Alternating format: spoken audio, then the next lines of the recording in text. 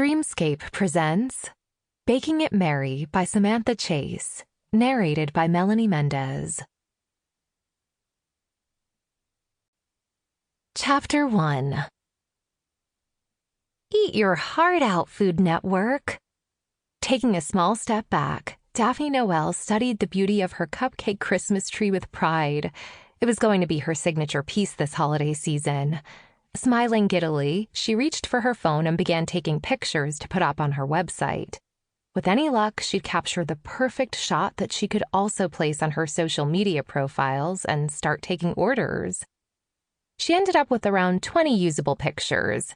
Feeling satisfied, she moved on to take inventory of everything she was going to need to get her mobile bake shop set up tomorrow at the Executive Complex in downtown Raleigh. Every year for the last 3 years, she'd been lucky enough to get a spot in the lobby of the largest building in the complex to set up her pop-up bakery shop. They offered spots to people like herself every year as a way of supporting small businesses. And besides her bake shop, there were typically a few others that were more arts and gifts oriented. Each of the booths was customized for the best visual appeal. And while she didn't do any baking on site, hers was set up to look like a giant gingerbread house. And if she did say so herself, it was freaking adorable. Having designed it herself, it made for the perfect holiday display, with plenty of space for all the freshly baked inventory she made daily. Most days, it was a variety of cookies, cupcakes, muffins, and assorted cakes and pies. But the real money came from the orders she got from the people who worked in the 28-story building.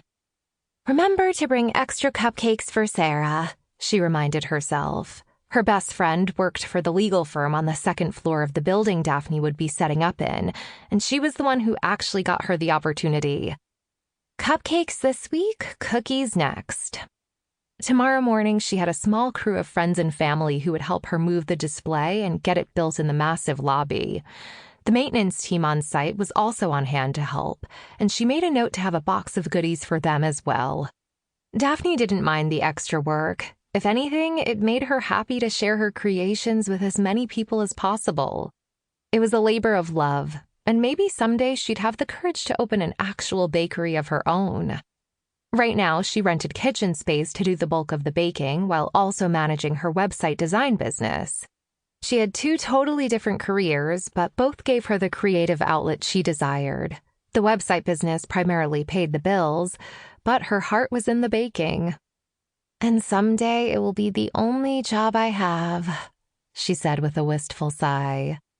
But for now, she was happy to juggle both. Sample complete.